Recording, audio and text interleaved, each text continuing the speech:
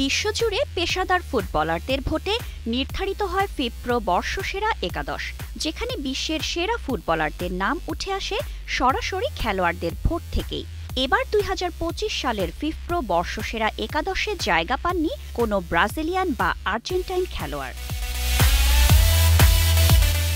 ২০০৫ সালে এই পুরস্কার চালু হওয়ার পর থেকে দক্ষিণ আমেরিকার দুই পরাশক্তি ব্রাজিল ও আর্জেন্টিনা নিয়মিতভাবেই এই তালিকায় আধিপত্য বিস্তার করে এসেছে। কিন্তু রীতির সেই ধারায় এবার ঘটেছে বড় এক ব্যতিক্রম। ব্রাজিলিয়ান বা আর্জেন্টাইন খেলোয়াড়দের জায়গা হয়নি ২০২৫ সালের ফিফপ্রো বর্ষসেরা একাদশে।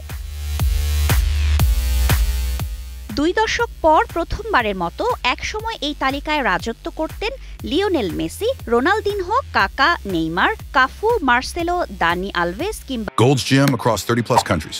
With over 700+ locations worldwide. Train anywhere, belong everywhere.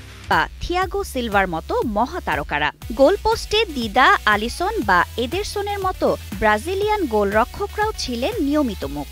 ফিফপ্রোর ইতিহাসে সবচেয়ে বেশি ১৭ বার এই একাদশে নাম উঠেছে লিওনেল মেসির। তারপরে আছেন দানি আলভেস, যিনি ৮ বার জায়গা করে নিয়েছেন সেরাদের দলে। মার্সেলো ৬ বার আর রোনালদিনহো, কাকা ও থিয়াগো সিলভা ৩ বার করে স্থান পেয়েছিলেন একাদশে। কিন্তু এবছর সেই ঐতিহ্যে ভাটা পড়েছে।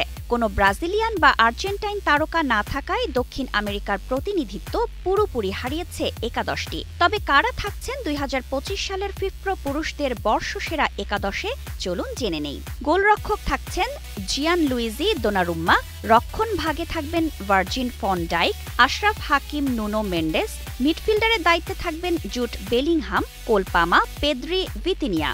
ফরওয়ার্ডে থাকবেন Osman দেমবেলে, Kylian Mbappe, Lamine Yamal.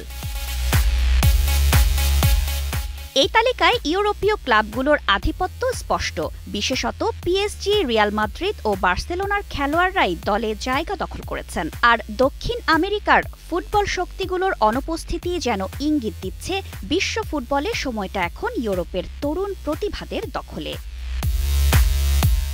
Fariha Anjum Swarna, Kaler Kantho sports.